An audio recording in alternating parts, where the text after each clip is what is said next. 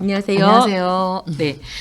오늘도 요양보호사들이 알아야 할 필수 노동법. 네, 오늘 5번째 시간입니다. 네, 오늘도 우리 구로구 노동자 종합지원센터의 도움으로 영상을 제작하고 있고요. 역시 배언이 노무사님 함께 해주셨습니다. 네, 반갑습니다. 네. 예, 오늘 노무사님, 오늘 주제는 권고사직과 부당해고인데요. 예. 네, 실제로 권고사직 상담이 제가 이제 이런 구로구 노동자 종합지원센터에서도 상담을 진행하고 있는데 가장 많다고 봐도 무방합니다. 네, 맞아. 그러니까 대부분의 선생님들이 권고사직을 직장에서 잘리는 해고라고 생각하고 저한테 이제 해고당했으면 어떻게 하면 좋겠냐고 물어보지만 들어보면 권고사직인 경우가 되게 많이 있죠. 네, 그래서 권고사직은 조금 많이 아실 필요가 있습니다. 권고라는 두 자를 딱 떼고 나면 뭐가 남죠?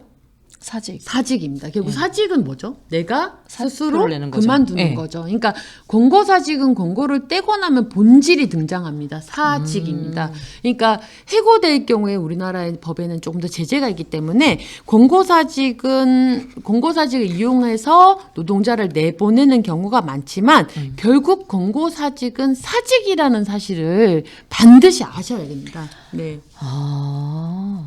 근데 현실에서는 사용자가 그만두라고 하면 사실 개별 노동자 입장에서는 이런 걸 권고를 무시하기는 쉽지 않거든요. 네, 맞습니다. 예. 실제로 권고사직을 받은 노동자가 이거를 해고 압력이라고 생각하지 그쵸. 내가 사직서를 자유롭게 제출하는 거야. 권고에 대해서 선택적으로 생각해. 이렇게 생각하지는 않습니다.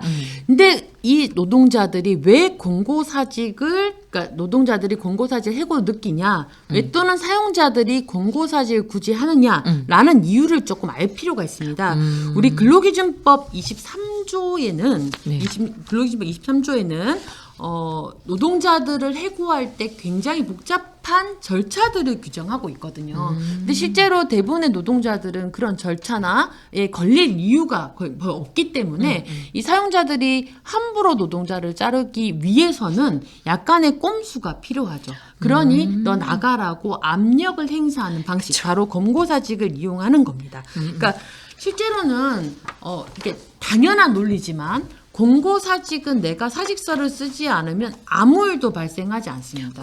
그리고 권고사직을 내지 않았다는 이유로 뭔가 부당하게 업무를 바꾼다던가 또는 해고하는 것은 정당한 해고가 아니고 근로기준법 23조 위반의 행위가 되는 겁니다. 그래서 이거 두려워하지 마시고 내가 지금 당장 우리 가족의 생계를 위해서 계속 일해야 된다고 한다면 버티시는 것, 사직서를 제출하지 않는 것이 가장 중요하다고 생각합니다. 네. 그러니까 한마디로 해고가 어려우니까 해고 자체가 법적 절차가 까다롭기 때문에 손쉽게 노동자를 해고하기 위해서 실제로 이제 해고 압박, 권고사직 맞습니다. 이렇게 쓴다는 얘기네요. 네, 맞습니다. 그러니까 다시 말씀드리지만 권고사직은 손쉽게 노동자를 해고하려는 사용자의 꼼수입니다. 그래서 최근에는 직장 내 괴롭힘에 관한 법이 새로 생겼죠. 그래서 권고사직을 하라고 요구를 했는데 내가 권고사직 싫거든요 했는데 매일 부르고 네. 다른 업무 주고 면역 수행하고 이런 것들은 이제는 직장 내 괴롭힘이 되는 겁니다. 그래서 직장 내 괴롭힘이 되기 때문에 협박이나 지속적인 괴로움에 대해서 참지 마시고 바로 이 직장 내 괴롭힘에 대한 제도를 이용하든지 해서 권고사직에 대해서 정당한 방어를 하실 필요가 있다는 겁니다. 예. 이 직장 내 괴롭힘이 또 그렇게 적용될 네, 수 있네요. 맞습니다. 예. 직장을 구하기 어려운 조건에서 저희는 쉽게 권고사직을 수용하지 않는 게 바람직하겠네요. 어쨌든 그럼에도 계속 버티기 힘들어서 사직을 하는 경우가 있어요. 그럼 이럴 경우는 뭐 위로금이나 이런 걸 받을 수는 있는 건가요? 네, 우선 이제 말씀드리면 권고사직에 관한 위로금 조항은 우리나라 법에 전혀 없습니다. 다만 내가 곱게 나가주는 거잖아요. 곱게 나가주는 거기 때문에 내가 곱게 나가주는 대신에 사용자 너 뭐 해줄래라는 겁니다. 이렇게 요구할 수 있는 게 당연한 권리라는 거죠. 일종의 이제 직장의 숫자가 너무 적을 경우에는 사실 한번 권고사직을 하라고 했는데 안 나가고 버티면 약간 왕따 당하거나 근무상의 괴롭힘을 당하면 나중에 법적인 건 멀기 때문에 한참 동안 참아야 되는 노동자 입장이 굉장히 괴롭거든요. 그러니까 어쩔 수 없이 일할 거면 내가 딴 직장 구하지. 그러니까 나가지라고 생각하지만 한 번쯤은 사용자한테 한 방에 펀치를 날릴 필요가 있다는 겁니다. 나 못 나가겠다 버티시고 위로금 달라고 요구하셔야 되고요. 당연히 이제 해고할 경우에 한 달 전에 통보하거나 한 달치의 해고 예고 수당을 주는 그 법적 근거가 있는데 이것을 좀 차용해가지고 야, 나 한 달치라도 줘. 그래야지 내가 곱게 나가주던지 할 거 아니야. 최소한입니다. 최소한. 그런 정도를 협상할 수 있는 것이 당연히 있고 그렇지 않으면 버티시고 그들이 일을 안 주더라도 그 기간 동안 휴업도 인정될 수 있는 거고 임금도 받을 수 있기 때문에 결코 쉽게 권고사직에 합의해주지 않는 것이 중요합니다. 네. 근데 지금 저희 현장은 실은 실업급여 받게 해줄게.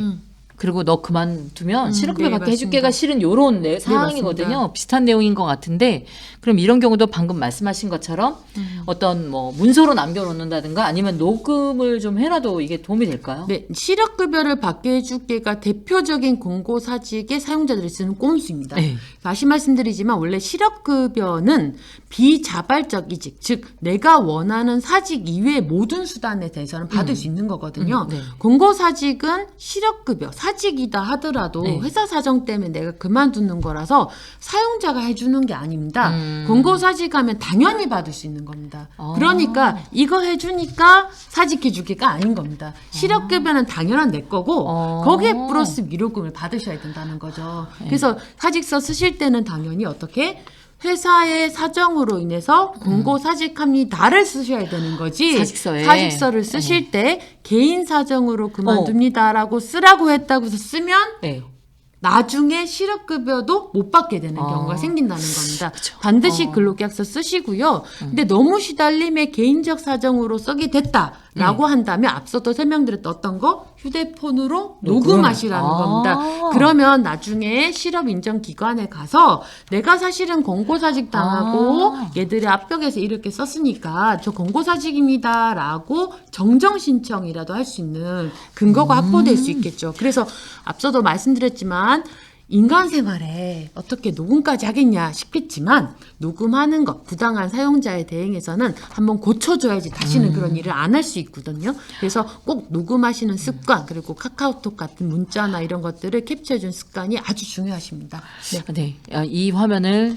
이 영상을 아마 기관장들도 보실 텐데 그래서 저희 핸드폰 들고 들어오지 마 이것도 있거든요. 근데 저희 녹음기 저렴하게 구매하실 수도 있습니다. 예, 저희가 실제로 이게 되게 큰 사안이에요. 선생님들이 가장 많이 질문도 오는데 다시 한번 돌려보시더라도 꼭 이거는 유념해 두시고 생활하시면 될 것 같습니다.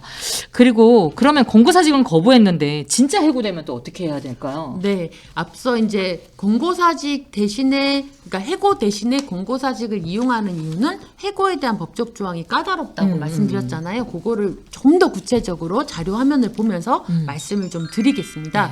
자, 민법이라고 하는 것은 우리나라의 거래관계를 규율하는 법이거든요. 이 민법에서는 모든 당사자가 똑같이 평등하다고 생각하는 겁니다. 그러니까 사용자와 노동자가 똑같지는 않죠. 사용자에 비해서 노동자는 사회적 약자인데 민법은 그런 게 아닌 겁니다. 그러니까 고용기간이 약정이 없는데 즉 정규직이다 하더라도 노사 당사자는 누구든지 언제든지 해고할 수 있다고 나오는 겁니다. 하지만 이것의 특별법으로서의 노동법은 사회적 약자가 노동자라는 것을 인정해 주는 겁니다. 그러니까 해고의 자유를 민법이 정하고 있지만 특별법으로서는 자, 노동자는 언제든지 그만둘 수 있어요. 하지만 사용자는 약자인 노동자한테 정당한 이유 없이는 함부로 해고할 수 없다. 해고뿐만 아니라 휴직이라든가 정직이라든가 전직이라든가 감봉 여기 그 밖에 징벌이라고 했는데 업무를 갑자기 변경한다든가 잘하고 있는 매칭을 변경한다든가 이런 것도 여기에 포함되겠죠. 그래서 이런 것들이 법적으로 보호되어 있다는 것을 좀 말씀드리고요. 그러면 도대체 여기 나오는 정당한 이유가 뭐냐? 이쁘면 다냐?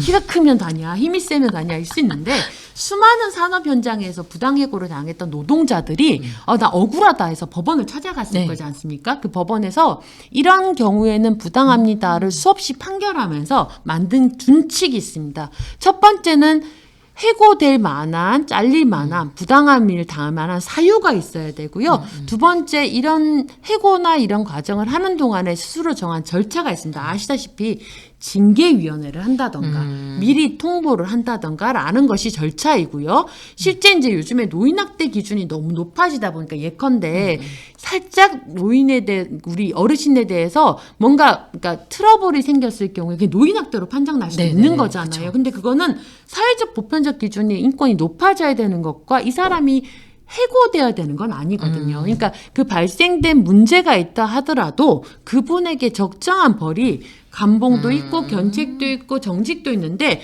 꼭 높은 해고해야 되는지에 대한 적정한 벌의 문제가 양정입니다. 그러니까 근로기준법 23조의 정당함이란 것은 사유, 절차, 양정이 모두 정당해야 된다라고 판단하고 있다라고 보시면 된다는 겁니다. 그 외에도 우리나라 법에서는 해고를 할 때 정한 몇 가지 사유들은 있거든요. 그거는 추후에 좀 더 설명을 드리도록 하겠습니다. 네. 아, 이 해고에 사유, 절차, 양정 이렇게 있다는 것도 참 저희가 일방적으로 많이 당해봐서 이걸 꼭 좀 기억해두면 좋겠습니다. 네. 그 절차 중에 한 달 전에 통보해야 된다는 규정이 있는 걸로 아는데요, 노사님. 네. 그러니까 그 모든 걸 기억하시는 분들이 한 달 전이라고 하는 이유가 우리 자료화면 보시면 해고 예고 제도를 알고 계신 겁니다. 어디선가 들으셨겠죠. 왜냐하면 해고 예고라는 것은 뭐냐면 해고라는 것은 임금을 유일한 생계 수단으로 살아가는 노동자들은 굉장히 절체절명의 위기이거든요. 그러니 너를 자르기 전에 이 사람이 다른 직장을 알아볼 수 있는 시간을 주라는 겁니다. 그래서 30일 전에 최소한 해고를 알려주거나 또는 그것보다 하루라도 늦게 알려줄 경우에는 30일분입니다. 예를 들어 29일 전에 알려주면 1일치 돈 주고 29일 이게 아니라 무조건 하루라도 빠지면 무조건 30일. 분액 임금을 통상임금이죠. 아까 말했던 시간일당 뺀 기본급이죠. 기본급의 30일분을 해고 예고 수당, 일종의 위로금인 겁니다. 위로금을 주라고 하는 거죠. 근데 이거는 예를 들어서 우리 지연 선생님께서 일을 너무 성실히 잘했는데 사용자의 불법 행위를 보고 이빠른 소리를 했어요. 미운 겁니다. 그래서 사용자가 얘 좀 잘라내 보이겠다 해서 돈 한 달치 딱 주면서 너 나가! 이런다고 해서 되는 게 아닙니다. 이거는 해고에 대한 위로금 수당이기 때문에 위로금을 줬다고 하더라도 부당해고가 될 수 있고 위로금을 받지 않았다고 해서 정당한 해고가 아닌 것도 아니는 겁니다. 그러니까 이거는 보상 절차라서 방금 말씀드렸던 사유, 절차, 양정을 지켜서 해고해야 된다는 것은 5인 이상 사업장에 적용됩니다. 즉 안타깝게도 너무 적게 고용된 그러니까 5인 미만으로 고용된 사업장에서는 사용자가 마음대로 잘라도 법적 보장이 없어요. 하지만 그러한 사업장, 한 명이라도 고용된 사업장에서는 위로금은 줘야 된다는 겁니다. 그래서 한 명 이상 고용된 사업장이라도 해고 예고는 해야 되는 겁니다. 다만 앞서 말씀드렸듯이 이게 보상금 조항이다 보니까 몇 가지 안 줘도 되는 예외가 있습니다. 첫 번째로는 고의로 사업에 막대한 지장을 초래한 경우 누가? 노동자가. 그러니까 노동자의 실수가 이 사업에 절체절명 위기까지 끼칠 만큼 또는 재산상의 불이익이 클 만큼 엄청 커야 되는 거죠. 한다라고 하면 해고 예고를 안 줘도 되고요. 두 번째는 앞서 말씀드렸던 천재나 사변이나 이런 것들 기타 이제 사용자가 전체 그러니까 예상 자체가 불가능해서 사업 계속이 불가능한 경우에도 적용이 되고요. 그다음에 너무 짧게 일한 노동자, 3개월 미만의 노동자들은 그 전에 잘린다 하더라도 이렇게 되는 겁니다. 그래서 보통 대부분의 회사에서 일부러 수습을 주고 수습 3개월 미만으로 해놓는 경우가 해고 예고 제도와 또 맞물려 있다라고 보셔도 될 것 같습니다. 네. 어쨌든 해고가 5인 이상 사업장에만 적용된다는 거 네. 이게 참 안타까운 일이고요. 네. 일단 영세 사업장에 대해서는 그 정말 이렇게 일하는 노동자들을 보호해 줄 수 있는 이게 정말 이렇게 작은 데에 대한 게 더 보호가 더 필요한데 실제 우리나라가 진짜 좀 약간 이런 게 거꾸로 가는 느낌 이런 게 있는 것 같습니다. 네. 예, 해고 예고 수당 꼭 좀 기억해 주시면 좋을 것 같습니다. 예, 그리고 또 그 외에도 또 우리 더 얘기해 주실 거. 네, 아까 말씀하셨듯이 너무 단계별로 적용되는 우리 상식으로 생각한 것도 문제, 더 영세 사업장으로 보여야 되는 문제들이 있는데 그나마 또 한 가지가 어떤 문제가 있냐? 야, 너 나가! 라고 해서 분명히 해고 통보를 받았는데 나 해고 안 했거든요. 얘가 어느 날부터 안 나왔어요 라고 주장하는 사용자들이 있는 겁니다. 그러니 어머. 해고가 있었다 없었다 아니면 저 사람이 안 나온 거다. 일방적으로 무단 결근을 해서 내가 잘랐다라는 것이 워낙 사회적 문제가 되다 보니까 해고를 할 때는 반드시 서면으로 통보하게끔 돼 있다는 겁니다. 그래서 해고의 서면 통보라는 것은 종이죠, 종이. 네. 종이에다 뭘 적어야 되냐면 해고를 왜 하는지, 사유. 네. 그 사람이 정당한 사유가 있는지를 봐야 되고요.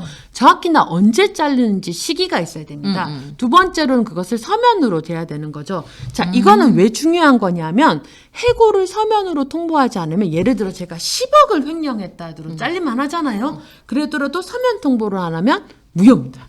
예, 그래서 서면 통보는 안 하는 순간 해고 징계 자체가 무효가 되는 엄격한 조항이라는 거죠. 근데 다만 섞여서 생각하시는 분이 있어요. 자, 앞서 봤던 해고 예고는 30일 전이니까 어떤 분들은 해고 서면 통보를 30일 전에 해야 되는 줄 알아요.